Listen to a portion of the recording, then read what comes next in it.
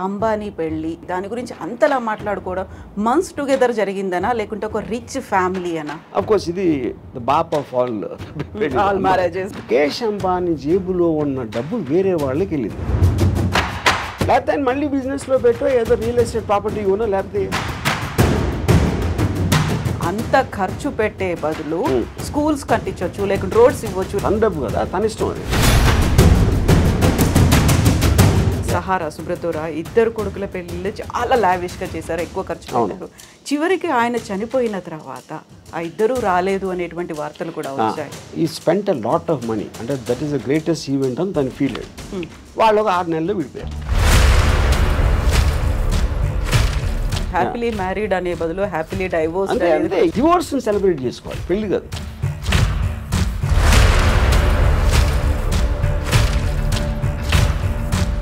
పెళ్ళికి ఎవరైనా గెస్ట్లు వస్తే వాళ్ళకి గిఫ్ట్లు ఇవ్వడమో లేకుంటే రిటర్న్ గిఫ్ట్స్ ఉంటాయి. ఇందులో మాత్రం పేమెంట్ మోడ్ అనేది కనిపించింది అనేది.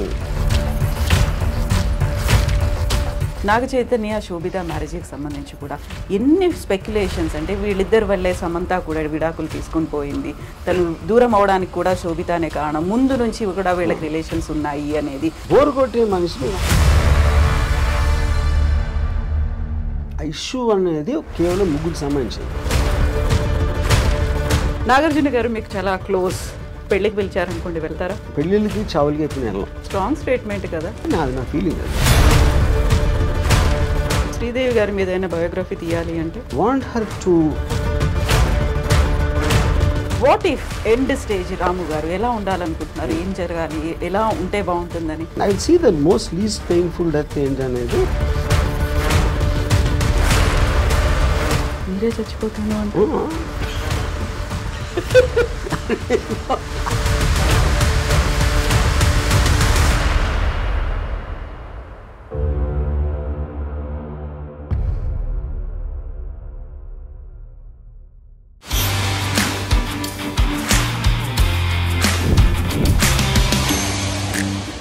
నమస్తే, welcome to I dream celeb chat with Kavitha. ఈ మధ్య ప్రముఖుల ఇళ్లలో జరుగుతున్నటువంటి పెళ్లిళ్ళ గురించి ఎందుకని అంతలా మాట్లాడుకుంటున్నారు? వార్తల కంటే కూడా ఎక్కువగా భిన్నాభిప్రాయాలు ఎందుకని వ్యక్తం అవుతున్నాయి? అసలు పెళ్లిళ్ళ గురించి మాట్లాడుకోవాల్సినటువంటి అవసరం ఏముంది? మనతో పాటుగా ఉన్నారు RGV. Hello sir. Hi. So ఎందుకని ఇంత తీవ్రంగా అంబానీ పెళ్ళి వాళ్ళ ఇంట్లో జరుగుతోంది, దాని గురించి అంతలా మాట్లాడుకోవడం మంత్స్ టుగెదర్ జరిగిందనా లేకుంటే ఒక రిచ్ ఫ్యామిలీ అనా? అది ఆబ్వియస్. అంటే ఒక పాయింట్ ఏంటంటే మనకు అసలు ఊహించని విధంగా పెళ్ళిళ్ళు అంటేనే ఖర్చుతో కూడిన వ్యవహారం. ఎంత చిన్న పేదవాడైనా మ్యాక్సిమం వాళ్ళు ఖర్చు పెట్టేది పెళ్ళిలోనే ఖర్చు పెడతారు. ఇప్పుడు దాన్ని ఊహించని దానికి వీలు లేకుండా అంత అంటే 5,000 కోట్లు అయిపోయింది అంటే ఆటోమేటిక్గా that will come one under the vulgar display of wealth అని ఒక వర్డ్ ఉండేది. ఇది ఎప్పుడంటే ఆల్మోస్ట్ ఒక 25 years బ్యాక్ భరత్ షా అని ఒక చాలా పెద్ద ఫైనాన్షియల్, ఆయన నాకు సత్య జంగుల్ అని నాకు ఫండ్ చేశారు ఆయన. ఆయన ఇంట్లో 25 years బ్యాక్ 25 కోట్లు ఖర్చు పెట్టారు ఆయన కొడుకు పెళ్ళికి. యూనో ఇప్పుడు చాలామంది అప్పుడు పేపర్లో కూడా రాసేవారు, ఏంటి అసలు ఏమనుకుంటున్నారు పెళ్ళికి ఎంత ఖర్చు పెట్టడం అంటే. ఎలా ఉంటుందంటే మీ పేదరికాన్ని ఎత్తి చూపినట్టు ఉంటుంది. మీకు మామూలుగా ఆయనకి ఎన్ని లక్షల కోట్లు బిజినెస్లు ఉన్నాయా లేకపోతే టర్న్ ఓవర్ ఉందా అనేది ఎవరికి అర్థం కాదు. రిలయన్స్ అంటున్నా, జియో, ఇది ఆయన ముఖేష్ అంబానీ గారు ఉన్న బిజినెస్ ఆస్పెక్ట్ ఏవైతే ఉన్నాయో దానికి సంబంధించిన టర్న్ ఓవరు, ఆ స్టాక్ మార్కెట్లో వాల్యూ ఏంటి, ఆయన రిచెస్ట్ మ్యానా అనేది ఎవరికి అర్థం కాదు. అది that's two high the figures. పెళ్ళికి ఎంత ఖర్చు పెడుతున్నారు అనేది అప్పుడు మనం కూడా పెళ్లి చేస్తాం. మనం బిజినెస్ నడపట్లేదు కదా, మనకు తెలియదు, మన కంపారిజన్ ఉండదు.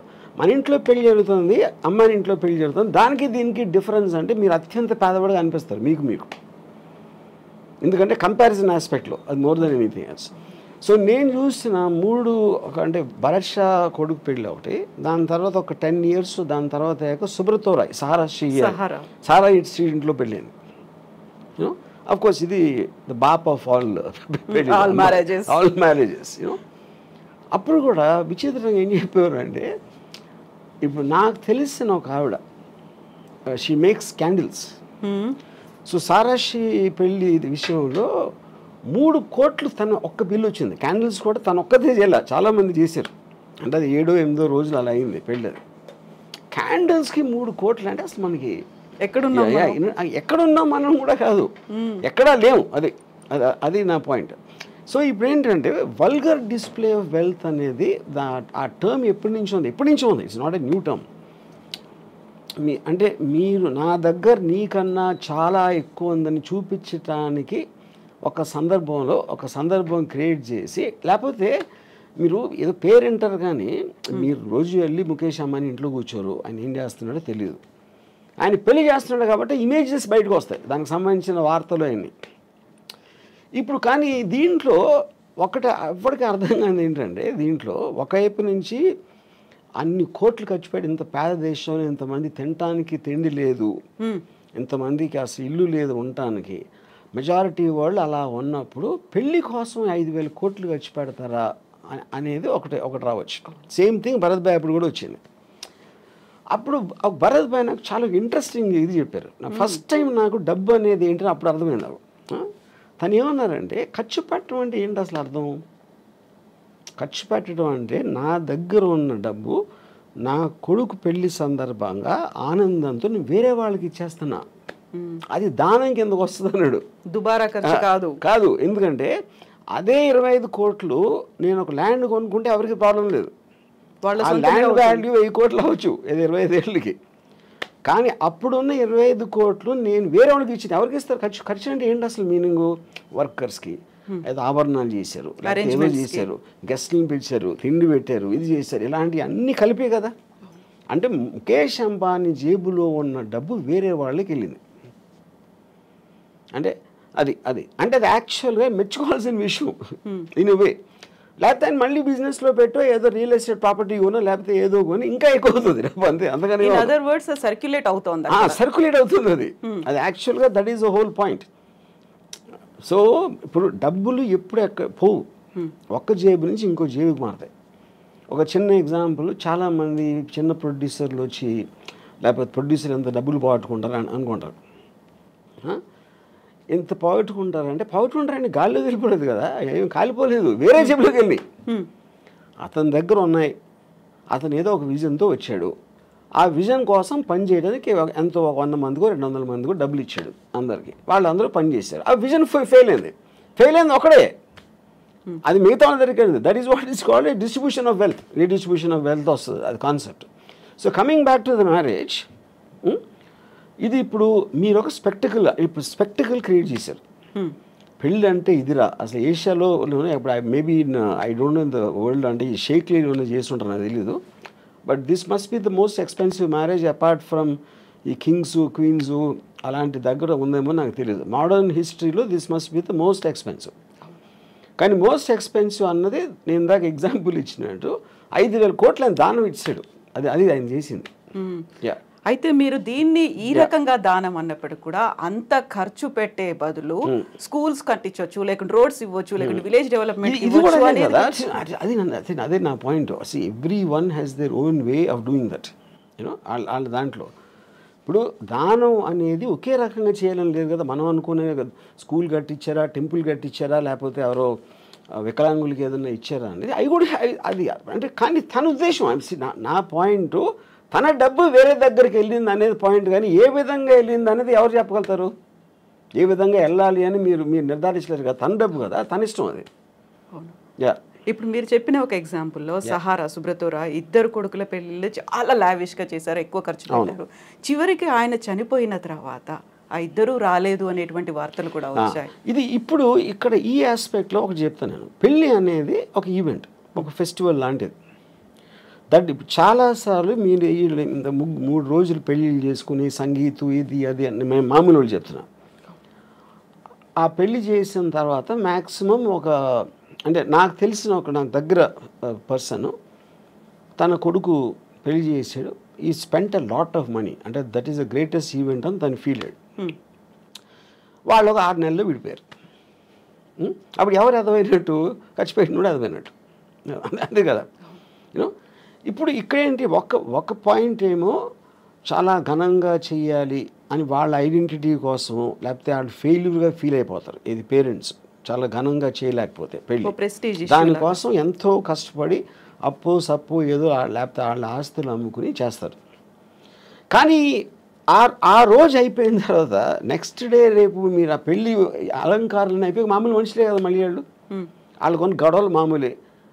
మళ్ళీ పెద్ద కొట్టుకుంటూ వచ్చినప్పుడు పెళ్లి వల్ల చేసామని ఆవిడ అనుకో, అది పెళ్ళి మర్చిపోయారు, రాత్ గయి బాత్ గయి అయిపోయింది, ఆ రోజుతోనే అయిపోయింది అది. సో దాని తర్వాత వచ్చే ఏ ఆస్పెక్ట్ అయినా కూడా you can't control it. So అప్పుడు అది రిడిక్యులస్ అండి. అందుకని నేనేమన్నానంటే డివోర్స్ని సెలబ్రేట్ చేసుకోవాలి, పెళ్ళి కాదు. ఎందుకంటే పెళ్ళి అనేది మీరు ఒక అన్నోన్ టెరిటరీలోకి వెళ్తున్నారు, అంటే ఆల్మోస్ట్ జైలు లాంటిది, అది నిబంధనలు ఉంటాయి. మీరు అంతకుముందు ఉన్నంత ఫ్రీగా ఉండలేరు. అంతకుముందు ఉన్న అన్నీ తనేమనుకుంటుంది, ఆడేమనుకుంటాడు, వాళ్ళ అత్తమామలు ఏమనుకుంటారు, ఇలాంటి రకరకాల ఆస్పెక్ట్స్లో మీకు ఒక ప్రెషర్ బిల్డప్ అయ్యి ఒకసారి డివోర్స్ అయిపోతుంది. డివోర్స్ అయినప్పుడు ఏంటి, మీరు మళ్ళీ జైలు నుంచి బయటకు వచ్చేసినట్టు. That is more cause for celebration అన్నది. ఇది ఒక స్టూపిడ్గా పెళ్ళిని సెలబ్రేట్ చేసుకుంటారు అందరూ. పెళ్ళి అనేది చాలా అంటే అవునా కాదా, పాము కాటేస్తుందా ఇదా అని అంత టెన్షన్తో వెళ్ళాలి, కానీ దాన్ని సెలబ్రేట్ చేసే అంత ఎస్పెక్ట్ లేదు. ఎస్పెషలీ మీరు డివోర్స్ రేట్ ఇంత పెరిగిపోతున్న రోజులో ఆల్మోస్ట్ 60-70% వెళ్తుందని మొన్న ఎవరు చెప్పారు నాకు. So which means the institution it self is failing. అలాంటి సందర్భంలో మీరు అదొక పెద్ద మీ జీవితంలో జరిగిన ఘనకార్యం లాగా ఫీల్ అయిపోయి పెళ్లి చేసుకుంటాం అనేది నా దృష్టిలో చాలా స్టూపిడ్. అది ఇలా ఇంత ఇదిగా ఈ మధ్య కాలంలో అలాంటి ట్రెండ్ కూడా కనిపిస్తుంది. హ్యాపీలీ మ్యారీడ్ అనే బదులు హ్యాపీలీ డైవోర్స్ అంతే. అంతే ఈ మధ్య కాలం ఎప్పుడు అంతే. ఇప్పుడు నేను నా డివోర్స్ అయ్యి ఆల్మోస్ట్ 25 years పైన. కాకుండా మీకు సంబంధించి కూడా ఒక క్వశ్చన్ వచ్చింది కదా, మీరు హ్యాపీగా మ్యారేజ్ చేసుకున్నారు, 25 yearsకి పెళ్లి చేసుకున్నారు, ఆ టైంలో అనుభవించాల్సింది, ఒక ఫ్యామిలీని రన్ చేయాల్సింది అంతా చేసిన తర్వాత ఇప్పుడు డైవోర్స్ తీసుకొని ఇప్పుడు మాట్లాడడం హ్యాపీగా రన్ చేసిన ఎవరు సపోజ్ చేస్తున్నారు? See, when you're taking a decision, you don't know the result. నేను సినిమా తీసినప్పుడు అది ఫ్లాప్ అవుతుందని నాకు తెలియదు కదా. సినిమా తీసినప్పుడు బాగుంటుందా అనుకుని తీస్తా, అది ఫ్లాప్ ఎప్పుడు అవుతుంది, రిలీజ్ అయ్యాక. సో పెళ్ళి బాగుంటుందని పెళ్ళికి ముందు అనుకుంటాం, పెళ్ళి ఫ్లాప్ అయిన తర్వాత ఇంకా పెళ్ళి హ్యాపీగా ఉంటుంది. బట్ అందరి ఎక్స్పీరియన్సెస్ ఒకలా ఉండవు కదా. ఒకలా ఉండవు. Of course that I'm not generalising this, but the amount of people, number of people in today's times especially, అప్పుడు లేదని కాదు, అప్పుడు ఉంది, డివోర్స్ అనేది కొత్తది ఏమి కాదు, you know it is rising much more, which basically for the reasons maybe the women, అంటే ప్రతి మనిషి ఒక ఇండిపెండెన్స్ కోరుకుంటాడు. ఇంకొకళ్ళ కోసం వాళ్ళ కోరికలు కానీ వాళ్ళు చేయాలనుకుంటున్నాయి జడ్జిమెంటల్గా అవ్వటానికి ఎవరు ఇష్టపడరు. మ్యారేజ్లో అది కంపల్సరీ అయిపోతుంది. నా భార్య ఎలా ఉండాలి, నా భర్త ఎలా ఉండాలి, ఎందుకు నన్ను సినిమాకి తీసుకెళ్ళట్లేదు, ఎందుకు, అది కాన్స్టెంట్గా ఒక పర్సన్ మీద మీ హ్యాపీనెస్ని వదులుతున్నారు మీరు. ఆ ప్రెషర్ తట్టుకోలేక it will lead to the divorce finally, which will be the most common reason, incompatibility. Divorce అనేది అరేంజ్డ్ మ్యారేజ్లో కనిపిస్తుందా, లవ్ మ్యారేజ్లో? లవ్ మ్యారేజ్లో ఎక్కువ అవటం ఛాన్స్ ఉంది డివోర్స్. దానికి కారణం ఏంటంటే లవ్లో ఎక్స్పెక్టేషన్స్ ఎక్కువ ఉంటాయి. ఇప్పుడు పెళ్ళికి ముందు నువ్వు లేకపోతే నేను బతకలేను, నువ్వే నా జీవితం, ఇలాంటి డైలాగ్స్ అన్నీ వాడతాడు. అది నిజంగా అతను ఫీల్ అవ్వచ్చు కూడా ఆ టైంలో, బట్ తర్వాత ఇంటెన్సిటీని మీరు కంటిన్యూ చేయటం అనేది చాలా ప్రాబ్లం అవుతుంది అదే డిగ్రీలో. So you start taking each other అనే గ్రాంటెడ్ లెవెల్లో. అప్పుడు అమ్మాయి విల్ ఫీల్ బిట్రేడ్, అప్పుడు అలా అన్నాడు ఇప్పుడు ఇలా చేస్తున్నాడు అనేది. Similar it can be the reverse, what ever అమ్మాయి అప్పుడేముంది ఏంటి, what ever it is, you know. Now that is a separate topic, no? So ఆ టర్మ్స్లో మ్యారేజ్ అనేది బ్రేక్ అవ్వటానికి ఎక్కువ ఛాన్సెస్ ఉందని మనకు అర్థమైనప్పుడు, more than majority of the కేసెస్లో, అప్పుడు పెళ్ళి అనే ఇన్స్టిట్యూషన్ ఇంత పెద్ద సీన్ చేయటం అనేది నాకు, యూనో, నా ఆనెస్ట్ ఫీలింగ్ ఏంటంటే, ఇప్పుడు అంటే Ambani is an exceptionally rich person, and దాన్ని మనం we cannot do it as a benchmark for otherwise marriages. నా పర్సనల్ ఫీలింగ్లో పెళ్ళికైన ఖర్చు మొత్తం కూడా వీళ్ళకి ఇచ్చేయాలి, ఎవరైతే పెళ్లి చేసుకుంటున్నారో, whatever they can raise. వాళ్ళు దాంతో వ్యాపారం చేసుకుంటారా, అనుభవిస్తారా, హాలిడేకి వెళ్తారా, అది వాళ్ళు ఖర్చు పెట్టాలి. కానీ అడ్డదడ్డంగా లేనిపోవడం అందరు పెట్టి వాళ్ళకి భోజనాలు పెట్టేసి అది చేసి డెకరేషన్లు చేసి వేరే వాళ్ళ మీద వేస్ట్ చేయటం అనేది I feel it's a mistake. ఇప్పుడు అంబానీలు అనంత్ అంబానీ పెళ్ళైన తర్వాత బోల్డ్ అంతమంది ఫారెన్ సెలబ్రిటీస్ సింగర్స్ వాళ్ళందరికి వచ్చారు. అక్కడ ఒక కండిషన్ పెట్టారు, మన ఇండియన్ అటైర్, ఇండియన్ ట్రెడిషనల్ డ్రెస్లో కనిపించాలని. సో దట్ వీళ్ళు అంబానీ ఫ్యామిలీ అంతా మన ట్రెడిషన్ని, మన కల్చర్ని విశ్వవ్యాప్తం చేస్తున్నారు, అందరికీ మన విలువను గొప్పతనాన్ని చెప్తున్నారు అనేటువంటి ఒక కాన్సెప్ట్ కూడా కనిపించింది అక్కడ. అలా వాదించే వాళ్ళకి అంటే ఇప్పుడు అది మీకున్న పవర్ మీరు ఎగ్జిబిట్ చేస్తున్నారు. మా దానికి రావంటే మీరు ఏ ఫెస్టివల్కి పిలిచినా ఎక్కడ పిలిచినా always they will call about attire. ఎలాంటి డ్రెస్ చేసుకుని రావాలి, దాని పర్టికులర్ దానికి సూట్ అవ్వడానికి. అంటే ఇప్పుడు జస్టిన్ బీబర్ని లేకపోతే ఎవరినో ఇండియన్ అటైర్ చేస్తే అది అయిపోయిందా? అది it's a part of the payment process. మీకు ఎంత డబ్బు ఇస్తాం, మా దగ్గరకు వచ్చి ఇది చేయాలి, ఈ బట్టలు వేసుకోవాలి, ఇలాంటివి చెప్తే చేస్తారు. Which is the reason they are hide for. Like film actor, ఒక యాక్టర్ యాక్ట్ చేసిన మాత్రాన అదే అతనే క్యారెక్టర్ అవ్వడు కదా. So I think it is just ఏంటి ఏదో చెప్పుకోవటానికి అది ఉంటుంది. మీరు అలా చేసుకుని రివర్స్ చూస్తే ఇండియన్ అటైర్ అంత ఎక్కువ అంటే సెలబ్రిటీలు ఎవరు ఇండియన్ అటైర్ వేసుకుంటారు అసలు? వాళ్ళు మొత్తం యూత్ అంతా ఎవరు ఫాలో అవుతున్నారు? వెస్ట్రన్ ఫ్యాషన్ ఫాలో అవుతారు. అవును, ఇండియన్ అటైర్ వేసుకుంటారా? So that doesn't become a bench mark, that doesn't become a ఒక రోల్ మోడల్ అవ్వటానికి ఛాన్స్ లేదు. సో పెళ్ళికి ఎవరైనా గెస్ట్లు వస్తే వాళ్ళకి గిఫ్ట్లు ఇవ్వడమో లేకుంటే రిటర్న్ గిఫ్ట్స్ ఉంటాయి. ఇందులో మాత్రం పేమెంట్ మోడ్ అనేది కనిపించింది అనేది. సో 1000 కోట్లు దీనికోసం కూడా ఖర్చు పెట్టారు. ఊరికే రాలేదా గెస్ట్లు అందరూ అంటే నాకు అర్థం కదా, ఎలాబరేట్ చేయండి. సో ఇప్పుడు మీరు అన్న జస్టిన్ బీబర్ కావచ్చు, లేకుంటే బాలీవుడ్ సెలబ్రిటీస్ కావచ్చు, ఎవరికైనా కానీ వీళ్ళే డబ్బులు ఇచ్చారు. అంటే that is a very usual thing. అది నాట్ అబౌట్ అంబానీస్ మ్యారేజ్. మీరు ఏ పెళ్ళిళ్ళకి, బర్త్డే పార్టీలకి లేకపోతే ఈవెంట్స్కి మీరు సెలబ్రిటీని పిలిచినప్పుడు you will have to pay money. అది బిజినెస్సే కదా. For example Sunny Leone charges 25 lakhs to ఒక బర్త్డే పార్టీకి అటెండ్ అవడానికి తను 25 lakhs తీసుకుంటుంది. వాడేం చెప్తాడు, నా బర్త్డేకి సన్నీ లియోన్ వచ్చిందని చెప్పుకోవటానికి కడుతున్నాడు. లేకపోతే వేరే వాళ్ళకి ఎందుకు ఇస్తాడు? సో సెలబ్రిటీ స్టేటస్ని మీ పరపతిని పెంచుకోవడానికి మీరు బయట ప్రగల్భాలు చెప్పుకోవడానికి డబ్బులు కట్టాల్సి వస్తుంది కదా. మార్కెటింగ్ మీ దగ్గర ఉన్నాయి. ఇప్పుడు 5,000 కోట్లు చాలా ఎక్కువ డబ్బు అనిపిస్తుంది, కానీ 50 లక్షల కోట్లు ఉంటే 5,000 ఏంటి చిల్లర అది. అప్పుడు వాళ్ళ తాహతు బట్టి ఖర్చు పెడతారు. ఇప్పుడు మామూలు చాలా మందికి తాహతు ఉండకపోవచ్చు, అలా అప్పులు చేసి ఖర్చు పెడతారు. ఎందుకు ఖర్చు పెడతారు? అది లేకపోతే సమాజం సరిగ్గా చూడదేమో, మా పిల్లలేమో మా పెళ్ళి కూడా చేయలేకపోయేవా అని అంటారని ఆ ప్రెషర్ తోటి ఖర్చు పెడతారు. ఆర్జీవి గారికి ఇన్విటేషన్ వచ్చిందా? అమ్మాని దానిక రాలేదు. నేను అసలు నాకు ఏ పెళ్ళికి నాకు ఇన్విటేషన్ రాదు, ఎందుకంటే నేను అసలు పెళ్ళికి వెళ్ళాలని అందరికీ తెలుసు. బట్ గతంలో ఒక ఇంటర్వ్యూ చూసాను, అంబానీలు అంటే ఆ గౌరవం, వాళ్ళ లైఫ్ స్టైల్ కావచ్చు, లేకుంటే వాళ్ళు మార్కెట్ చేసే పద్ధతి, వాళ్ళు ఎంప్లాయ్మెంట్ ఇవ్వడము అనేది, సో అదే ఆరాధన అదే కంటిన్యూ అవుతుందా ఇప్పటికి కూడా? ఇది ఎవరికి? ఆర్జీవి గారికి. అంబానీ అంటే ఎనీబడి హూ సక్సెస్ఫుల్ నేను ఆరాధిస్తానండి.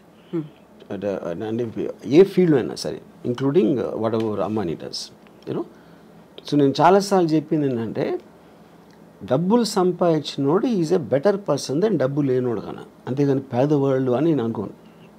పేదవాళ్ళు failures, rich people successful people. Any దాంట్లో సక్సెస్ అయినప్పుడు వాళ్ళని we have to look them at them from a low angle. Same thing continue అవుతుంది.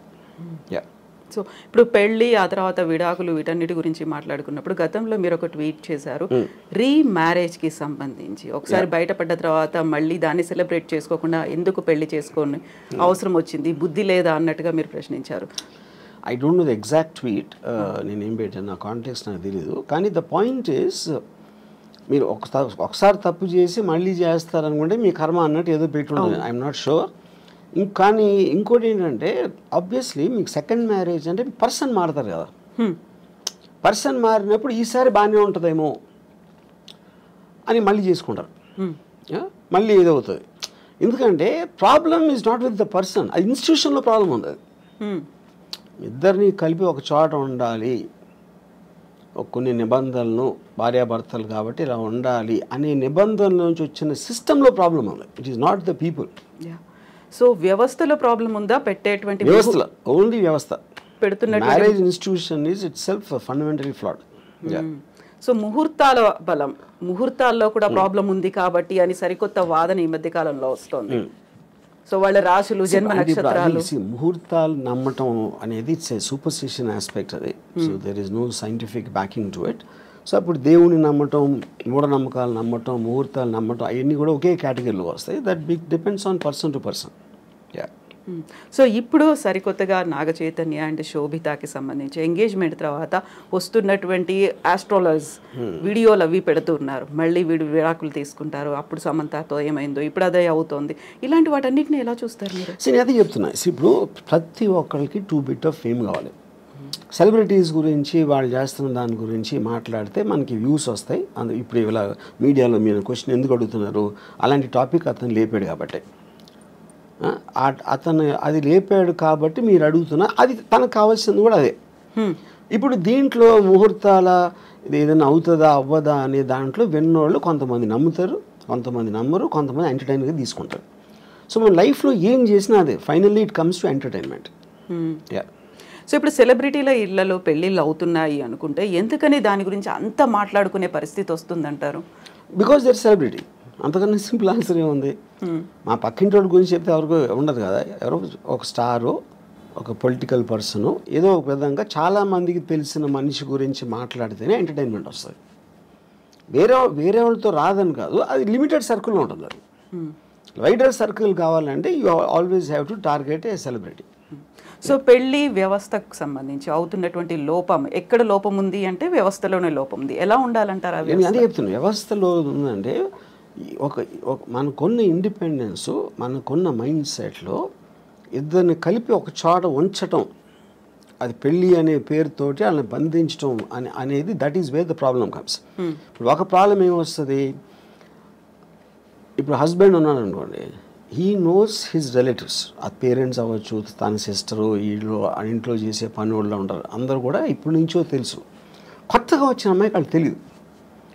అప్పుడు వీడికి వాళ్ళ మీద ఉన్న అభిప్రాయాలు సేమ్ అభిప్రాయాలు అమ్మాయికి రాకపోవచ్చు, which is one of the big reasons why the daughter in law versus the family ఎందుకు ఉంటుంది అంటే అదొక point.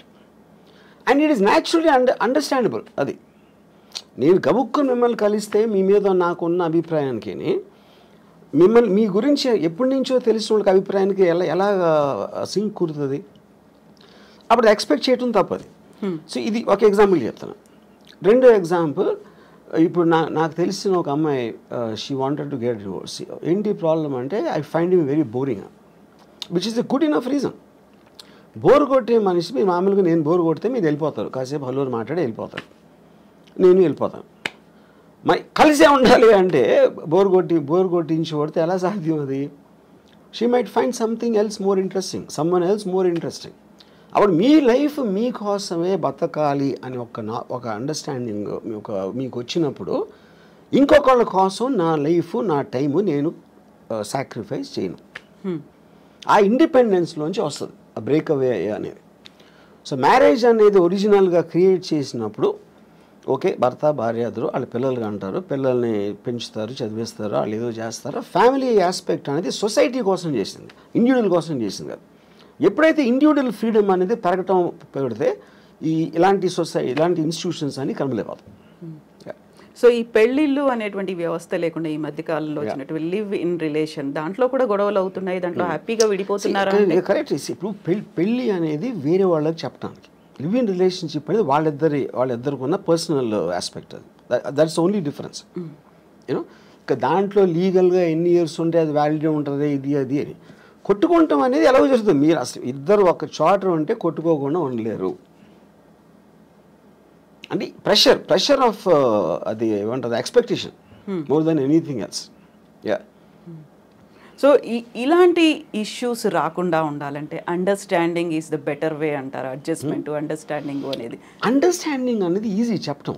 I do not believe it's అండర్స్టాండింగ్గా ఉండాలండి. ఇప్పుడు ఫర్ ఎగ్జాంపుల్, ఎవరో కౌన్సిలరు, ఒక సైకాలజిస్ట్ భార్యాభర్తలు అన్యోన్యంగా ఉండాలి అని అన్నట్టు ఏదో అన్నారు, నేను యూట్యూబ్లో చూసాను.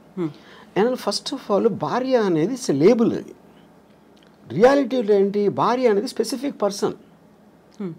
నా భార్య, తన భార్య, ముగ్గురిని భార్యలు అంటే అందరూ ఒకటేనా? కాదు కదా. The people are different. వాళ్ళ బిహేవియరు, యాటిట్యూడు, వాళ్ళకున్న ఇండివిజువల్ ఇష్యూస్, ఇలాంటివన్నీ కేస్ టు కేస్ చూడాలి. కానీ అందరినీ కలిపి లేబుల్ వేసి భార్యాభర్తలు అన్యోన్యంగా ఉండాలంటే జనరలైజ్ చేయడం అనేది మీనింగ్ లేదు. మీ భార్యని బాగా చూసుకో అంటే మీరు చెప్పారనుకోండి, ఇప్పుడు నా భార్య మీ భార్య కాదు, అప్పుడు మీరు ఎలా ఇస్తారు ఆ సలహా? అది ఏమి తెలియకుండా ఇష్యూ అది, you know. So I feel the whole concept of when the entire society in advancement is going towards individual freedom. నా ఇష్టం వచ్చినట్టు నేను బతుకుతాను, నాకు హ్యాపీనెస్ వచ్చింది నేను చేస్తాను అనుకున్న ఎవ్వరూ కూడా they can't be in the relationship unless one person completely compromises. One person completely succumb అయిపోతే ఏదో అట్లీస్ట్ ఓకే అది. సో మనకున్నటువంటి ఒక పర్సన్ కంప్లీట్గా సకంబ్ అవ్వటానికి ఎందుకు సకంబ్ అవ్వాలి నేను వేరే వాళ్ళకి అన్నది కదా. మీ ఫ్రీడమ్ మీకు ఉంది, మీ ఇండిపెండెన్స్ మీకు ఉంది. పాత రోజుల్లో ఏంటి ఫైనాన్షియల్ ఇండిపెండెన్స్ అమ్మాయిలకి లేనప్పుడు ఇంకా చేసేది లేక దే జస్ట్ అంటే ఒక స్లేవ్స్ లాగా ఉండేవారు. నేను ఇప్పుడు రెబెల్ అయినా కూడా నాకు వేరే గతి లేదు అనుకున్నప్పుడు they will bear with whatever is there for them. Yeah. So అలాంటి పరిస్థితుల్లో అడ్జస్ట్ అయిపోయి ఇంకా బయటకు వచ్చిన నేను బతకలేను అంటే సమాజం నన్నే అంటుంది అనేటువంటి ఒక ఒపీనియన్ కూడా ఉంటుంది ఆ టైంలో. బట్ ఇప్పుడు మనం ఉన్నటువంటి సమాజం కావచ్చు, మన వ్యవస్థలో ఒంటరిగా ఉంటే భవిష్యత్తు ఏంటి, ఆ తర్వాత నెక్స్ట్ ఎవరు చూస్తారు? ఒక ఫ్యామిలీ అయితే పిల్లలు చూస్తారు, లేకుంటే రిలేటివ్స్ చూస్తారు, భార్య చూస్తుంది, భర్త చూస్తాడు, ఇలాంటి బోల్డని కాన్సెప్ట్స్ పెట్టుకొని అడ్జస్ట్ అవుతున్న వాళ్ళు ఉన్నారు. మన ఫ్యామిలీల కన్నా పనులు బాగా చూస్తారు, నర్సులు బాగా, ఎందుకంటే జీతం తీసుకుని వాళ్ళు పని ఏమేం కావాలని చేస్తారు. పిల్లలు బాగా చూసుకుంటారా అనేది మనకి ఎప్పుడు Badipantulu cinema black and white డేస్లో వచ్చింది, అక్కడి నుంచి కూడా లేదు, అది ఎవరు నమ్మరు. ఫస్ట్ భార్య బాగా చూసుకోవడం అనేది ఆబ్లిగేషన్ క్రియేట్ అవుతుంది. నేనే అన్నీ చూసుకుంటున్నాను, మీకు ఇన్నాళ్ళకైనా నా వాల్యూ తెలిసిందా అని నష్టపెట్టి చంపేస్తాడు. అప్పుడు ఆ గిల్ట్ ఫీలింగ్ చచ్చిపోతాడు. అసలు అతనికి వచ్చిన వేరే జాబ్ అయితే ఇలాంటి ఆస్పెక్ట్లో. I'm just taking it a little jocular. But నా పాయింట్ ఏంటంటే నేను ముసలోడిని అయినప్పుడు నాకు చూసుకోవటానికి ఎవరో ఒకళ్ళు ఉంటారా అనే రీజన్ తోటి భూమి మీద ఎవడో పెళ్లి చేసుకోడు. ఆ రీజన్ తోటి ఏదో ఎప్పుడో 20, 30, 40 సంవత్సరాల తర్వాత వచ్చే ప్రాబ్లమ్ని దృష్టిలో పెట్టుకొని. ఇప్పుడు ఫ్యామిలీ అంటే ఫ్యామిలీలోనే చాలాసార్లు గొడవలు అవుతాయి, బ్రదర్స్ మధ్యన ఉంటాయి. మనం చెప్పుకొని అనిల్ అంబానీ ధీరుభాయ్ అంబానీ కొట్టుకుని చచ్చిపోయాడు. అప్పుడు ఇంక ఫ్యామిలీ ఏంటి మీనింగు? ఫ్యామిలీలోనే అసలు మీకు మ్యాక్సిమం ప్రాబ్లమ్స్ ఉండేది ఫ్యామిలీ వల్ల, బయట ఉన్న వల్ల ఉండదు. ఫ్యామిలీ వల్ల ఎందుకు ఉంటుందంటే మీకు బాగా తెలుసు అక్కడి నుంచి బిట్రేలు వస్తే మీరు తట్టుకోలేరు, దాని నుంచి ఈ పక్కన మా మదర్ వీళ్ళందరూ సర్ది చెప్పడానికి మొత్తం అన్నీ జరుగుతాయి. అందరు ఫ్యామిలీస్ ఉంటాయి కదా. ఫ్యామిలీ డిస్ప్యూట్స్ ఫ్యామిలీ కోర్ట్స్లో ఉన్నంత రష్ ఎక్కడ ఉండదు. యా. సో ఫ్యామిలీ మీ ప్రాబ్లమ్స్ క్రియేట్ చేస్తుంది అనుకుంటాం కన్నా బుద్ధి తక్కువ పని ఉండదు. అప్పుడు ఏంటి మీకు మిగిలింది? మీ ప్రాబ్లమ్స్ మీరు చూసుకోండి. అది. అయితే ఇక్కడ మనస్తత్వాల వల్ల అభిప్రాయ భేదాలు వస్తున్నాయా, లేకుంటే దేని వల్ల వస్తున్నాయి అడ్జస్ట్మెంట్ అనేది లేకపోవడం వల్ల? ఇక్కడ పాయింట్ ఏంటంటే మనిషికి ఉన్న ఒక ఈగోలో ఎప్పుడు తనే రైట్ అనుకుంటాడు. తనే రైట్ అని బతకపోతే తనకు పర్సనాలిటీ ఉండదు. అప్పుడు భార్య చేసే దాంట్లో తప్పులు పడటం, అదే భార్యకి భర్త చేసే దాంట్లో తప్పులు, అదేంటి అలా చేశారు, అదేంటి ఇది అంటే కాన్స్టెంట్గా మీరు చేస్తున్న దానికి క్వశ్చన్ చేస్తున్నారు, ఒక ప్రెజర్ పెడుతున్నారు, లేకపోతే తిడుతున్నారు. ఇలాంటివి చేస్తున్నప్పుడు ఆటోమేటిక్గా you want to break away from that kind of any kind of A force. A human being wants to break away from force. ఆ ఫోర్స్ మీరు ఎమోషన్ నుంచి వచ్చిందా, ఫిజికల్గా వచ్చిందా, లేకపోతే సొసైటీ పరంగా వాళ్ళ అంటే చుట్టూ ఉన్న వాళ్ళు ఏమనుకుంటారు, లేకపోతే పేరెంట్స్ ఏమనుకుంటారు, ఇలాంటి రకరకాల ఆస్పెక్ట్స్లోంచి ఆ ప్రెజర్ ఉంటుంది. అది కొంతమంది సకంబ్ అయ్యి ఇంకా చచ్చినట్టు అలా బతికేస్తూ ఉంటారు. చాలామంది ఇష్టం లేకుండా బతుకుతారు, ఇష్టం లేకుండా సంసారం చేస్తారు. అందుకని మీకు పెళ్లి మీద అన్ని జోకులు ఎందుకు ఉంటాయి ఎప్పుడు? Because of that, you know. So ఇప్పుడు మీడియా ఒకటి యాడ్ చేసింది ఈ రాజ్ తరుణ్ విషయంలో. కానీ మొన్న జరిగిన దువ్వాడ శ్రీనివాసు వైసీపీ ఎమ్మెల్సీ ఎవరు, ఇప్పుడేంటి సడన్గా రాంగ్డ్ పార్టీ అనుకుంటే భార్యకి ఏంటి, భార్య అనే టైటిల్ వచ్చింది కాబట్టి ఆవిడే రైట్ అనుకుంటారు. నా భర్త వేరే వాళ్ళతో ఉన్నారు, అని చెప్పి అక్కడ పిల్లలు కూడా పిల్లలు కూడా ఇన్వాల్వ్ అయ్యి మీడియాకి వస్తున్నారు. And media will love it. ఎందుకంటే పక్క ఇంట్లో వాళ్ళ గొడవలు అంటే మనకు మహాప్రీతి, రసగుల్లా కన్నా బాగుంటుంది వినటానికి అది. సో అప్పుడు ఇక్కడికి వస్తే ఈ ప్రెషర్ ఎంతో కొంత పోలీస్ మీద కూడా ఉంటుంది. ఇప్పుడు దాంట్లో కేసు ఉందా లేదా కూడా తెలియదు. కేసు ఉందా లేదా పెడతారా అసలు దానికి ఏమన్నా ఒక లాజికల్ కంక్లూజన్ వస్తుందా అని లోపల 1 month మీడియాకి టైం పాస్ అయిపోతుంది. దాని తర్వాత ఒక రోజు టక్కని మర్చిపోతారు దాన్ని, ఇంకో కేసు వస్తుంది. I feel that is going to be the నామ్. ఇప్పుడు రాజతరుణ్ కేసు ఇన్ఫ్లుయెన్స్ ఎంతో కొంత ఆవిడ తీసుకుని ఉంటారని నా ఫీలింగ్. ఎందుకంటే మీడియాలోకి వస్తే, ఎందుకంటే మీరు ఎవరు చెప్తారు, మా అయితే పక్కింటికి చెప్తారు, మీ పక్క వాళ్ళకి చెప్తారు, వెనకాల మీడియాకి చెప్తే మీకు మొత్తం పబ్లిక్లోకి వెళ్ళిపోతుంది కదా. పబ్లిక్ కూడా ఎంటర్టైన్మెంట్ కోసం, వాళ్ళకి ఎవరి మీద జాలి ఉండదు, ఏమీ ఉండదు. వాళ్ళు చేసుకునే పనులు, వాళ్ళ గొడవల మధ్యలో ఇది కూడా ఒకసారి కొంచెంసేపు యూట్యూబ్లో చూస్తారు, అంతకన్నా ఏం ఉండదు అక్కడ ఎఫెక్ట్. సైకలాజికల్గా వాళ్ళకి మాత్రం ఏదో రాష్ట్రం అంతా తెలిసిపోయింది, అందరూ మన గురించి మాట్లాడుకుంటున్నారు, నాకు వీళ్ళు సపోర్ట్ చేస్తున్నారు, వాళ్ళు సపోర్ట్ చేస్తున్నారని. అదొక కామెడీ డ్రామా బేసిక్గా ఫైనల్గా. సో అక్కడ సింపతియా, జాలియా, లేకుంటే మీరు అన్నట్టుగా కామెడీ డ్రామా, ఇవన్నీ కాకుండా ఉండేటువంటి కొన్ని ఎమోషన్స్ అనేవి ఉంటాయి, ఒక రెస్పాన్సిబిలిటీ అనేది ఉంటుంది. హస్బెండ్ మనకి తెలియటానికి ఛాన్స్ లేదంటున్నా. Everybody has emotions. ఎవరికి ఉండవు ఎమోషన్స్? ఇప్పుడు ఆవిడేమో నేను కారు గుద్దేసి నేను చచ్చిపోతానని ఆవిడ అంటారు, ఇవేమో మెట్ల మీద కూర్చుని ఏడ్ చేసి కూతుర్ని పట్టుకుని ఆయనేమో వాళ్ళకి ఎంత చేశాను అంటాడు. ఇప్పుడు వీళ్ళు ముగ్గురులో ఎవరు కరెక్ట్ అని ఎలా చెప్తారు మీరు? అప్పుడేంటి మీ సోషల్, పెళ్ళి అయింది కాబట్టి భార్య, పెళ్ళి కాలేదు కాబట్టి ఏదో వాట్ ఎవర్ దట్ ఉమెన్, మీరు ఈ లేబుల్స్ పెట్టేసి దాన్ని బట్టి జడ్జ్ చేస్తున్నారు మీరు. How is it right? ఇప్పుడు ఎమోషనల్గా ఒక పాయింట్ వాళ్ళు ఎందుకో కనెక్ట్ అయ్యారు. అప్పుడేంటి పెళ్ళి చేసుకున్నాక ఇంకొక అమ్మాయితో ఉండకూడదు అనేది మారల్ ఇష్యూవా, లీగల్ ఇష్యూవా, సోషల్ ఇష్యూ, ఏం ఇష్యూ అది? అది పర్సనల్ ఇష్యూ యాక్చువల్గా. యూనో పర్సనల్ ఇష్యూలో మరి సొసైటీ వెళ్ళి ఏలు పెడితే అంటే దానికి మీనింగ్ ఏముంది ఇంకప్పుడు? ఇప్పుడు ఆవిడ ఏడుస్తున్నారు, ఇంట్లో ఏం చేస్తున్నారు మనకేం తెలుసు? ఇప్పుడు లావణ్య గారు ఉన్నారు, మీరు 5 చూస్తే 5 డిఫరెంట్ పర్సనాలిటీస్ ఉంటాయి. ఏ పర్సనాలిటీ నిజమైన లావణ్య ఎట్ట తెలుస్తుంది మీకు? యూనో రాజతరుణ్ ఒకటికి తెలుస్తుంది, రాజతరుణ్ ఏంటో ఆ అమ్మాయి ఒకటి. వాళ్ళిద్దరికి తప్పిస్తే బయట ఏమన్నా ఎవ్వరికీ తెలియడానికి ఆస్కారం లేదు. మీరు ఒక ఇంట్లో ఉమ్మడి కుటుంబంలో కూడా బెడ్రూమ్లో భర్తకి భార్యకి ఏం జరుగుతుందని మిగతా ఫ్యామిలీకి తెలియడానికి కూడా ఆస్కారం లేదు. అదంత పర్సనల్ ఇష్యూ అది. సో ఇప్పుడు సరికొత్తగా అడల్టరీ సుప్రీంకోర్టు తీర్పునిచ్చింది, ఇలాంటివన్నీ కూడా యూజ్ చేసుకొని లివింగ్ ఇన్ రిలేషన్, వీటన్నిటి గురించి మాట్లాడి వాదించుకోవడం అనేది కూడా బాగా పెరిగింది కదా. వీటన్నిటిని ఎలా చూస్తారు మరి మీరు? That's what I'm saying. Legal aspect అనేది ఒక పాయింట్ ఏది కరెక్ట్. ఇప్పుడు ఒక వీకర్ సెక్షన్ని మీరు ఎక్స్ప్లాయిట్ చేస్తున్నారు, అది విమెనా లేకపోతే ఎస్సీ ఎస్టీయా whatever. Most of the time courts ఆ రూల్స్ ఫ్రేమ్ చేసి they want to support somebody to strengthen a possibly weak person.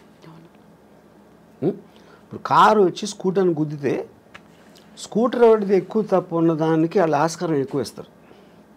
Sorry car, ఎందుకంటే బలవంతం ఇది కాబట్టి. డబ్బు ఉన్నోడు పేదవాడిని కొడితే ఆయనకు అప్పుడు పేదవాడు డబ్బు ఉన్నోడిని కొట్టాడంటే నమ్మటానికి కొంచెం ఈజీ కాదు.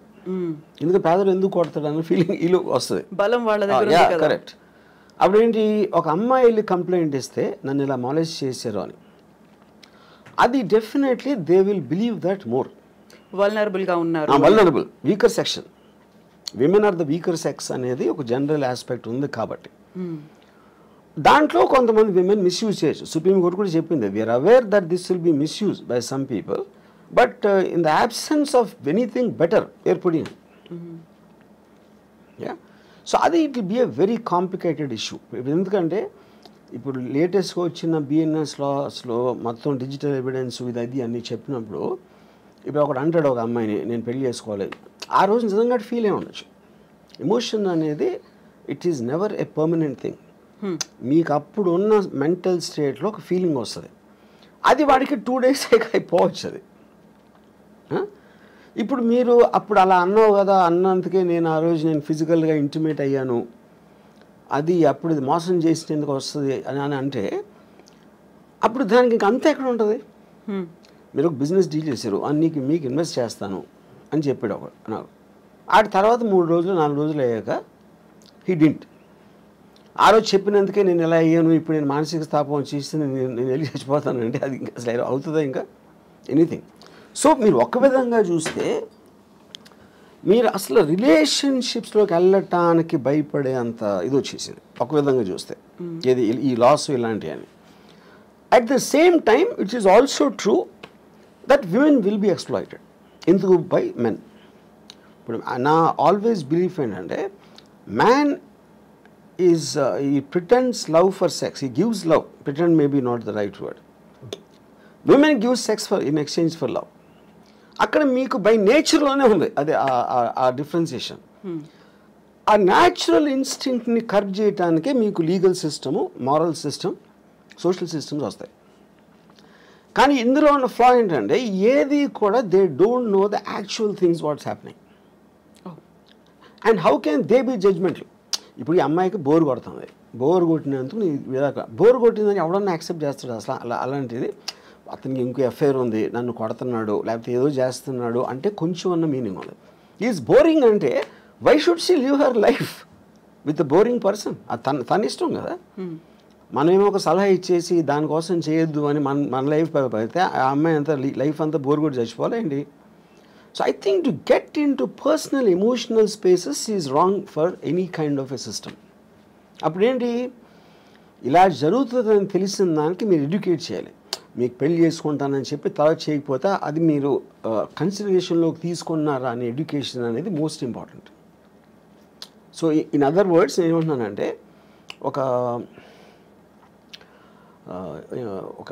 వాట్ డు ఐ సే, ఇప్పుడు మీరు ముందు పెళ్ళి అవ్వక ముందు లేకపోతే సీరియస్ రిలేషన్షిప్ వెళ్ళక ముందు ఇఫ్ యూ టాక్, ఒకవేళ ఇది ఫెయిల్ అయితే, నేను అనుకుని చేయలేకపోతే, మన రిలేషన్షిప్ అనేది బ్రేక్ అయిపోతే ఏంటి అనేది చాలా ఇంపార్టెంట్ క్వశ్చన్ టు డిస్కస్. అది ఎవరు చేయరు, ముందే మాట్లాడుకోవాలి.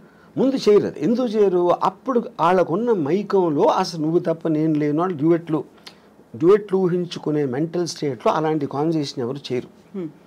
అది మస్ట్గా ఉండాలి. ఇప్పుడు అగ్రిమెంట్ ఉంది, ఇప్పుడు మీరు నేను కలిసి ఏదో బిజినెస్ పెడుతున్నాం, మన ఇద్దరు ఎంతో క్లోజ్ అయినా అగ్రిమెంట్ ఎందుకు రాసుకుంటున్నాం? టర్మ్స్ అండ్ కండిషన్స్ మనం కొన్ని గ్రాంటెడ్గా నేను ఓరల్గా చెప్పు, లేకపోతే రాము అలా చేయలే, కవిత గారు అలా చేయర్లే అని నేను మైండ్లో అనుకున్న దానికి అన్ని పేపర్ మీద పెట్టడానికి ఉన్న difference. That is why agreement is there. అప్పుడు అగ్రిమెంట్ అనేది బిజినెస్లోనే కాకుండా it's also be in emotional complex. ఎందుకంటే ఇన్స్టిట్యూషన్ అనేది మనకి మ్యారేజ్ ఇన్స్టిట్యూషన్ ఆర్టిఫిషియల్గా వచ్చింది, that is not natural. Anything which came out of an artificial sense of a certain system you should have an agreement. అప్పుడు ఏమంటారు దాన్ని, బ్రీచ్ ఆఫ్ కాంట్రాక్ట్లో ఏ టర్మ్స్లో అయితే నేను ఇక్కడి నుంచి వెళ్ళిపోతాను, ఇవి నేను అనుకుని ఇవి జరగకపోతే లేకపోతే ఇలా జరిగితే వీటన్నిటిలోంచి మాత్రం I will be free to come out అనేది మీరు ముందు మాట్లాడారనుకోండి, అప్పుడు ఆస్పెక్ట్లో అసలు యాక్చువల్గా ఆ మ్యారేజ్ ఎగ్జిస్ట్ అవ్వడానికి ఎక్కువ ఛాన్స్ ఉంది. ఎందుకంటే మీ ఎక్స్చేంజ్ ఆఫ్ థాట్స్ ఎక్కువ ఉంది. ఇప్పుడేంటి, మీరు అనుకుంటున్నారు అలా చేయడు, తను అలా చేయదు, నా కోసం ఏమైనా చేసేస్తుంది అని ఆ నమ్మకాన్ని మీరు ఊహిస్తున్నారు. నాకు ఒక సినిమాలో ఒక టెరిఫిక్ డైలాగ్ ఉంది, dad why did you and mom separate అని కొడుకు అడుగుతాడు. అంటే అంటాడు, we just drew pictures of each other in our minds and we got to know the reality only after the marriage అంటాడు. ఎందుకంటే ముందు మీ ఊహల్లో ఉంటుంది ఆ లవ్ అనే ఒక ఫీలింగ్, ఒక మత్తుమంది లాంటిది. దాంట్లో you don't want to see the reality at any given time, you know. So ఆ రియాలిటీని చూడకుండా ఉంటే మీ కలది బేసిక్గా. తను అది వాళ్ళిద్దరూ కలిసినప్పుడు మంచిగా మాట్లాడుకోండి, ఇద్దరు దే ట్రై టు అట్రాక్ట్, ఇద్దరు they try to be on their best behaviour. అది మీరు ఆ టైంకి చేయగలుగుతారు. కానీ మ్యారేజ్ అయ్యాక ఎప్పుడైతే ఒకే ఇంట్లో పడుకుని లెగిసినప్పుడు అదే ఇంటెన్షన్ సస్టైన్ చేయటం అనేది ఇంపాసిబుల్, ఎవరి వల్ల కాదు. That is when the passion starts getting killed. ఇప్పుడు మనం మాట్లాడుకున్నంత ఈజీనా రాము గారు? ఈ ఎమోషన్స్ ఇవన్నీ ఉంటాయి, ఇన్వాల్వ్ అయినవి, రెస్పాన్సిబిలిటీస్ ఉంటాయి, ఒక ఫ్యామిలీ అనేది ఉంటుంది, అయిపోయింది వీఆర్ గెటింగ్ సెపరేటెడ్ అనేది చాలా ఈజీగా, నిన్నటిదాకా ఏం జరిగింది అంతా మర్చిపోదాం, ఇప్పుడు ఫ్రెష్గా ఎవరి జీవితాలు వాళ్ళు స్టార్ట్ చేసుకుందాం, అంత ఈజీ అంటారా? ఈజీ కాకపోతే ఏంటంటే వాట్ ఈస్ ద సొల్యూషన్ అండి? ఏం చేయాలి అప్పుడు? ఏం ఇడిపోతుంది. ఇంక ఫస్ట్ ఆఫ్ ఆల్ బయట వాళ్ళు సలహాలు ఇస్తారు, మన ఫ్యామిలీ ఇది అలా అలా కాదురా, ఇందాక చెప్పాను కదా, ఆ సలహాలు ఇచ్చేవాళ్ళ దగ్గర ఆడికి నోరు ఉంది కాబట్టి ఇస్తున్నాడు, వాడు అనుభవించట్లా. అనుభవించేది వీళ్ళిద్దరే. ఈ ఇద్దరిలో కూడా ఒకళ్ళే ఉండొచ్చు కూడా, ఈవెన్ దెన్. సో ఇక్కడ this whole thing is a war between an individuals freedom and living for others, compromising for others. ఇప్పుడు ఆ కాంప్రమైజ్లో మీరు తప్పైనా, ఇప్పుడు సపోజ్ నన్ను ఒక ఫిజికల్గా మీరు ఫోర్స్ చేయొచ్చు, అంటే ఒక ఉమెన్ క్యాన్ ఫోర్స్ మీ, ఒక వైఫ్, కానీ వాడికి అమ్మాయి మీద ఫీలింగ్ లేకపోతే అప్పుడు ఇంకా అసలు ఉండి కూడా లాభం ఏంటంటున్నా. The whole idea is about affection, intimacy, relationship. ఆ రిలేషన్షిప్ వాడి మైండ్లోనో ఈ అమ్మాయి మైండ్లోనో కట్ అయిపోయినప్పుడు ఇంక ఉండి కూడా లాభం ఏంటంటున్నా.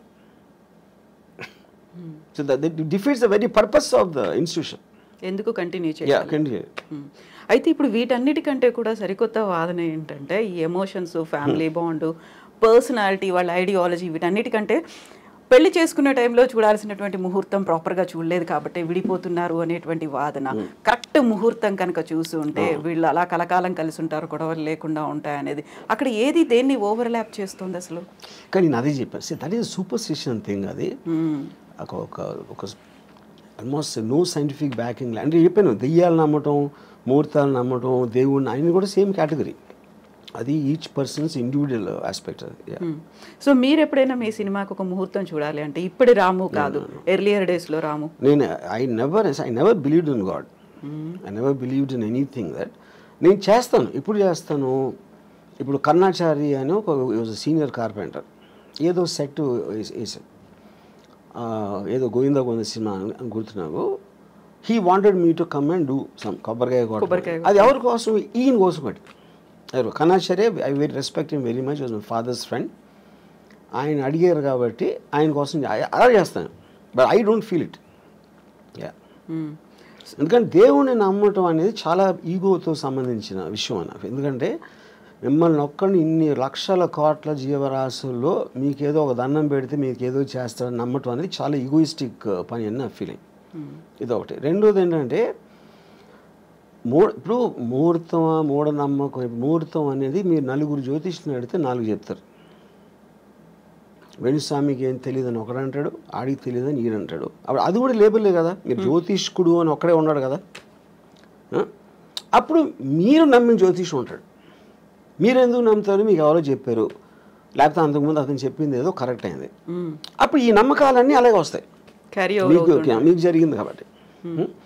సో నా కంట్రోల్లో లేని దాన్ని, డెస్టినీ లేకపోతే దేవుడు, నేచర్, నా కంట్రోల్లో లేని ఏవి నేను పట్టించుకోను. I will only concentrate on what I can do. ఆ మిగతా నేను కాన్సిక్వెన్స్గా తీసుకుంటాను. అది వచ్చినప్పుడు విల్ బెర్ ఇట్. ఇప్పుడు పెళ్లిళ్ళకి ఎలా అయితే ముహూర్తాలు చూస్తున్నారో, భారీ బడ్జెట్ సినిమాలు తీసే ముందు కూడా ప్రతిదీ పూజలే దాంతోనే అవుతున్నాయి కదా. అది ఎప్పుడు ఉన్నది, దేవుణ్ణి కనిపెట్టినప్పటి నుంచి ఉన్నాయి ముహూర్తాలు. ఇప్పుడు దేవుడు కనిపెట్టగానే మీకు ఇండస్ట్రీ పడుతుంది కదా. దేవుడికి మీకు మధ్యన పూజారులు ఇలాంటి వాళ్ళు వస్తారు, ఎవరో ప్రవక్తలు వస్తారు, లేకపోతే ఇంకోళ్ళు ఎవరో వస్తారు, ఇండస్ట్రీ అంతా స్టార్ట్ అవుతుంది కదా. అప్పుడు నాకు తెలుసు ఈ పర్టిక్యులర్ టైంలో చేస్తే ఇంకోటి ఇదన్నీ కూడా హ్యూమన్ అడ్వాన్స్మెంట్, క్రియేటివిటీలో వస్తుంది ఇదంతా. ప్రతి పనికి మీరు బిల్డింగ్ కట్టినా ఏది చేసినా కొంతమంది బయటికి వెళ్ళటానికి ముహూర్తం చూస్తారు, లోపలికి రావటానికి చూస్తారు, అన్నిటికీ ఉంటుంది ముహూర్తం. సో ఈ హీరోతో సెట్ అవుతుందా లేదా, లేకుంటే ఈ డైరెక్టర్తో సెట్ అవుతుందా లేదా అని ఆలోచించి డైరెక్టర్స్ని, ప్రొడ్యూసర్లని, లేకుంటే హీరోలని డ్రాప్ చేసినటువంటి సినిమాలు కూడా చాలా కనిపించాయి కదా. ఎలా డ్రాప్ చేశారు? వాళ్ళ డేట్ ఆఫ్ బర్త్ కావచ్చు, మిగతా వాళ్ళ నక్షత్రాలు, రాసులు, ఇవన్నీ సెట్ అవుతే హిట్ అవుతుంది. అది that is depends on the person కదా. ఇప్పుడు ఎవరైతే దాన్ని అసలు ప్రాజెక్ట్ని టేక్ ఆఫ్ చేస్తున్నాడో అతను ఎంత నమ్ముతాడు అన్న దాని మీద ఉంటుంది. అది main person who's actually making the project, which can be a producer or a director or a hero also. అది వాళ్ళ ఇండివిజువల్ నమ్మకం బట్టి నా సెట్ అవ్వట్లేదు కాబట్టి నేను చేయను అంటారు. అది వాళ్ళ నమ్మకం కాదు, అదే కదా నేను చెప్పేది. So coming back to Ambani పెళ్లికి సంబంధించి, అలాంటి లావు అంత పర్సనాలిటీ ఉన్న ఆ అబ్బాయిని పెళ్లి చేసుకోవాల్సినటువంటి అవసరం రాధికా మర్చెంట్కి ఏమొచ్చింది? ఇంక్లూడింగ్ ఆయన హెల్త్ కూడా బాగాలేదు కదా, ఇలాంటి ఒపీనియన్ ఇలా అది I think it's very obvious. ఇప్పుడు ద బెనిఫిట్స్ అవుట్వే ద అంటే మీరు అంటే ఇప్పుడు నాకు ప్రతి అమ్మాయికి ఇలాంటి వాడు కావాలని ఉండదు అనుకున్నది. ఒక నిమిషం, నేను అమ్మాయి గురించి మాట్లాడలేదు. అది లేదు, కానీ ఇది ఉంది ఏదైతే దీనికన్నా బెటర్ అంటే యూ మైట్ కాంప్రమైజ్. ఇది నేను జనరల్గా చెప్తున్నా. ఎగ్జాక్ట్లీ ఆ అమ్మాయి పర్టికులర్గా దేనికి అటాక్ ఆ అమ్మాయి నాకు తెలీదు. నేను అమ్మాయిల మైండ్ స్టేట్లో నేను లేను కాబట్టి I can't make a comment on her. But if you want me to speculate on that, మీకు కావాల్సింది లేదు కానీ అతని దగ్గర వేరే ఉన్నాయి ఏదైతే అది కాంపెన్సేట్ చేస్తుందంటే చేస్తాం. ఇప్పుడు ఒక అమ్మాయి ఒక పెళ్ళిలో ఒక అమ్మాయి బాగాలేదు అనుకోండి, కానీ విపరీతమైన ఆస్తుంది. అప్పుడు అబ్బాయి ఏమనుకోవచ్చు, అమ్మాయి అందంగా లేదు కానీ అమ్మాయితో వచ్చిన ఆస్తి అమ్మాయి కన్నా అందంగా ఉంది, నాకు ఆ చాయిస్ లేదు. వీడికి కావాల్సిందేంటి, అమ్మాయి అందంగా ఉండాలి, ఆస్తి ఉండాలి అనే ఆప్షన్ దొరకనప్పుడు ఇక్కడ మీకు ఆస్తి ఎక్కువ అమ్మాయి ఎక్కువ అనేది వస్తుంది సజెషన్. వెయిటేజ్ దేనికి ఎక్కువ. తర్వాత దానికోసం ఆడు అదేంటి అమ్మాయి అందాన్ని సాక్రిఫైస్ చేసి ఆస్తి అనుభవిద్దాం అనుకోవచ్చు, లేకపోతే ఇంట్లో ఉంచి నేను వేరే అమ్మాయిలతో ఉంటాను అని ఆడు ఇంకో ప్లాన్ చేసుకోవచ్చు, రకరకాలు ఏదైనా అవ్వచ్చు. But the point is all of us we will choose the options available to us. ఒక పేద ఇంటి అందమైన అమ్మాయి భార్యగా కావాలా, లేకపోతే చాలా రిచ్ పర్సన్ అందం లేని అమ్మాయి కావాలా అనేది అప్పుడు మీరు దేనికి ఎక్కువ వాల్యూ ఇస్తారన్న దాని మీద ఆ ఇండివిజువల్ మీద డిపెండ్ అవుతుంది. సో ఇప్పుడు నాగ చైతన్య శోభిత మ్యారేజ్కి సంబంధించి కూడా ఎన్ని స్పెక్యులేషన్స్, అంటే వీళ్ళిద్దరి వల్లే సమంత కూడా విడాకులు తీసుకుని పోయింది, తను దూరం అవడానికి కూడా శోభితనే కారణం, ముందు నుంచి కూడా వీళ్ళకి రిలేషన్స్ ఉన్నాయి అనేది. సో రెండు రకాల వాదనలు, ఒకవైపు నాగ చైతన్య గురించి మాట్లాడే వాళ్ళు సపోర్ట్ చేస్తూ, సమంత గురించి మాట్లాడే వాళ్ళు సపోర్ట్ చేస్తూ, ఇదంతా ఓన్లీ వాళ్ళ ఫ్రీడమ్. సో ఇప్పుడు వీళ్ళందరూ కూడా they doing it for entertainment. ఆ ఇష్యూ అనేది కేవలం ముగ్గురికి సంబంధించింది, Chaitanya, Samantha and of course Sobhita garu. You know బయట వాళ్ళు మాట్లాడితే అందరూ మాట్లాడతారు, పొద్దున్న లేస్తే మనం మాట్లాడకుండా ఏంటి చేసేది. కొంతమంది ఇండివిజువల్గా మాట్లాడచ్చు, కొంతమంది మీడియాలో మాట్లాడచ్చు, కొంతమంది ఇందాక చెప్పారు కదా ఆడు స్వామి వాడేదో ఒక ప్రిడిక్షన్ ఇవ్వచ్చు, ఇలా రకరకాలు ఉంటారు. అదంతా కూడా సోషల్ ఎంటర్టైన్మెంట్. డైరెక్ట్లీ ఎఫెక్ట్ అయ్యే పీపుల్ ఆ ముగ్గురు ఏమనుకుంటున్నారు మనకు తెలియనప్పుడు దాని మీద మీరు ఎంటర్టైన్మెంట్ కోసం చేయండి, మనకు సంబంధం లేదు. సో ఇప్పుడు నాగార్జున గారు మీకు చాలా క్లోజ్, పెళ్ళికి పిలిచారనుకోండి వెళ్తారా? నాగార్జున కూడా పిలవడు ఇప్పుడు రారు అని అర్థం ముందు నుంచి. నాకు పెళ్ళిళ్ళకి వెళ్ళటం one of the biggest issues ఏంటంటే అందరు నవ్వుతా మాట ఏం చేస్తున్నారు ఈ మధ్యన. నాకు అలాంటి కైండ్ ఆఫ్ ఫార్మల్ కాన్వర్జేషన్స్ అంటే నాకు చాలా చిరాకు పడుతుంది. అందుకని అలాంటి ఈవెంట్స్కి వెళ్ళను నేను ఎప్పుడు. నేను పెళ్ళిళ్ళకి అదే చావులు కూడా వెళ్ళను, సేమ్ పెళ్ళిళ్ళకి చావులకి రెండు ఒకటే నా దృష్టిలో. చావుల్లో కూడా అందరూ మాడిమోహం పెట్టుకుని ఎలా పోయారు ఏంటో అసలు ఇప్పుడు అనుకోలేదండి, ఈ డైలాగులు అన్నీ అనాలి, సేమ్ స్టాండర్డ్ డైలాగ్స్ ఉంటాయి. అందుకని ఈ రెండు పెళ్ళిళ్ళకి చావులకి ఎప్పుడు వెళ్ళాం. స్ట్రాంగ్ స్టేట్మెంట్ కదా. సాంగ్ అంటే నా ఫీలింగ్ అది. రెండు ఒకటే. చావు అంటే మీరు వేరే లోకం వెళ్ళిపోతున్నారు అనుకున్నాం, పెళ్ళి కూడా మీరు వేరే లోకంలోకి వెళ్ళిపోతున్నారు. సో పెళ్ళి చావు రెండు ఒకటే అనడం అనేది అంత ఈజీ కాదు కదా. ఈజీగా కష్టం కాదు కదా, అది నేను అనుకునే ట్రూత్. అది పెళ్ళి అనేది మీ ఫ్రీడమ్ కోల్పోయి ఒక జైలుకి వెళ్తున్నారు, ఇక్కడ కూడా మీ లైఫ్ బతికే ఫ్రీడమ్ కోల్పోయి చచ్చారు. ఆ రెండింటికి సిమిలారిటీ ఉంది అనేది నా బిలీఫ్. అది సో ఇలా మాట్లాడడం బ్యాడ్ కావచ్చు, కాకుంటే రాము గారితో మాట్లాడవచ్చు. What if end stage Ramu garu ఎలా ఉండాలనుకుంటున్నారు, ఏం జరగాలి, ఎలా ఉంటే బాగుంటుందని? ఎండ్ స్టేజ్ ఇప్పుడు నేను నా పనులు చేసుకునే, అంటే నేను ఎవరి మీద డిపెండ్ అవ్వకుండా నేను చేయగలిగే, నేను చేసుకోలేని రోజు వచ్చినప్పుడు డెత్ అనేది వస్తుంది. డెత్ నేను ఏం చేయలేను, బతికుడిని కూడా ఏం చేయననే రోజు వస్తే నేను చచ్చిపోతాను. ఎందుకంటే I want to see what happens in the next after the death. Yeah, ఎలా? I have my ways. మీరే చచ్చిపోతాను అంటే yeah, I will tell you. I will see the most least painful death ఏంటనేది అది రీసెర్చ్ చేసి నాకు already ఉన్నాయి నా దగ్గర ఐడియాస్. అంతే. ఎందుకంటే యూ డోంట్ నీడ్ లివింగ్ అనే పర్పస్ లేదు. If you are not able to do what you want to do, అప్పుడు బతకలేదు ఎందుకు అసలు? ఊరికనే చెట్టులాగా హాస్పిటల్ బెడ్ మీద ఉంటాం, అదే కదా point. You know, so if you are not enjoying your life, you have no reason to live. ఇది ఇంకొక ఎక్స్ట్రీమ్ కదా, చాలా ఈజీగా పోవచ్చు, లేకుంటే ఇలాంటి పెయిన్ఫుల్ అనేది లేకుండా. ఎక్స్ట్రీమ్ అనేది ఏమి ఉండదు, ఎవరి థాట్ అలా ఉంటుంది. మీకు ఎక్స్ట్రీమ్ అయింది అనేది నాకు చాలా న్యాచురల్ అనుకోవచ్చు. Extreme is by definition is one persons perspective another person, అంతే కదా. ఎక్స్ట్రీమ్ అంటే ఇప్పుడు మీ దానికి ఉన్న దానికన్నా ఇంకా ఎక్కువ డీపర్ ఇంటెన్సిటీతో నమ్ముతూ ఉంటే అది ఎక్స్ట్రీమ్ అవుతుంది. ఇప్పుడు టెర్రరిస్ట్ ఉన్నాడు, ఎక్స్ట్రీమ్ అని ఎందుకు అంటాం ఎక్స్ట్రీమిస్ట్ అని? వాడి కోపాన్ని అంత నిర్వహించబడుతున్నాడు, చంపేస్తున్నాడు, బాంబులు పెడుతున్నాడు. అది మీరు చేయరు. మీరైతే మా అయితే తిడతారు, మా అయితే కొడతారు, లేకపోతే మా అయితే అరుస్తారు. వాడు దానికి వెళ్తున్నాడు. ఇలాంటితో వర్కౌట్ అవ్వని ఆడు నమ్ముతున్నాడు. కానీ ఎక్స్ట్రీమిస్ట్ ఎవడు? వాడు ఎక్స్ట్రీమిస్ట్ అనుకోడు కదా, వాడు నమ్ముతూనే చేస్తున్నాడు అది. యా. సో పెయిన్లెస్గా ఉండాలి, ఈజీగా స్మూత్గా ఉండాలి అంటే రీసెర్చ్ చేస్తున్నారు. Yeah yeah yeah. అందులో సూసైడ్ కూడా ఉందా? సూసైడ్ అని కావాలి కదా, లేకపోతే మీరు ఇన్ఫ్లిక్టింగ్ ఆఫ్ పెయిన్లెస్ అనేది మీరు అనుకునే పర్పస్కి ఎంత సింప్లిస్టిక్గా ఎంత స్మూత్గా జరగాలని చూస్తారు. అది బిజినెస్ అవ్వచ్చు, లేకపోతే any decision you are making, you want to make the effort lesser to get the maximum result. అప్పుడు డెత్ అనేది మీకు రిజల్ట్ కావాలి అనుకున్నప్పుడు డెత్లో ఒక పెయిన్ ఆస్పెక్ట్ అనేది ఎంతో కొంత ఉంటుంది. మేబీ ఆ ఎంతో కొంత దాన్ని రెడ్యూస్ చేయడానికి you will use your knowledge and your thinking. Yeah. So ఎప్పుడు నేను ఆ లాస్ట్ స్టెప్ తీసుకోవాలి అనేది ఏ స్టేజ్లో డెసిషన్? నేను చెప్పాను కదా, when I can do, when I have to depend on somebody else, that is the last stage for me. Yeah, it is not about the age. ఇప్పుడు సపోజ్ నాకు ఇప్పుడు మీ స్టూడియోకి ఇంటర్వ్యూకి వచ్చాను, ఇప్పుడు వెళ్తా ఒక యాక్సిడెంట్ అయిపోయి నా కాళ్ళు పోయినాయి అనుకోండి for example. So I might do it now only. లేదా నాకు 80 years 90 years వచ్చినా కూడా నేను ఇంకా చేయగలుగుతున్నాను అంటే I might not do it. So the point is not about the age, it's about your fallibility. So మనం డొనేషన్స్ వీటన్నిటి గురించి మాట్లాడుకున్నాం. ఇలాంటి సడన్ డెత్ ఏదైనా వచ్చింది అనుకున్నప్పుడు నా హార్ట్ డొనేట్ చేయండి, లేకపోతే నా ఐస్ డొనేట్ చేయండి, నా కిడ్నీస్ డొనేట్ చేయండి, ఇలాంటి జీవన్ దాన్ అనే కాన్సెప్ట్ వచ్చింది కదా.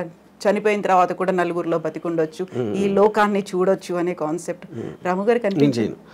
నేను ఎందుకు చేయనంటే ఇప్పుడు see there is nothing in life which is uncertain, which is certain. మనది అయిపోయింది కదా, మన బాడీయే కదా. ఇప్పుడు సపోజ్ నెక్స్ట్ బర్త్ ఉందనుకోండి, నెక్స్ట్ బర్త్లో ఇప్పుడు పుట్టుగుడ్డోళ్ళందరూ ఎవరైతే గుడ్డిగా పుడతారో వాళ్ళందరూ లాస్ట్ బర్త్లో డొనేషన్ ఇచ్చారేమో నాకు ఒక అనుమానం. అప్పుడు దేవుడి దగ్గరికి వెళ్ళి ఇచ్చావు కదా, ఇప్పుడైతే నెక్స్ట్ బర్త్ నువ్వు నీ కళ్ళు లేని కూడా పడతావు అని చెప్పారు అనుకోండి, అరే అమ్మా అని నేను డిసప్పాయింట్ అవుతాను కదా. అందుకని అలాంటి ఛాన్స్. ఇంకోటి ఏంటి, I'm not an అల్ట్రూయిస్ట్, I don't live for others. నా కోసమే బతుకుతా, అన్నీ నేనే తీసుకెళ్ళిపోతాను.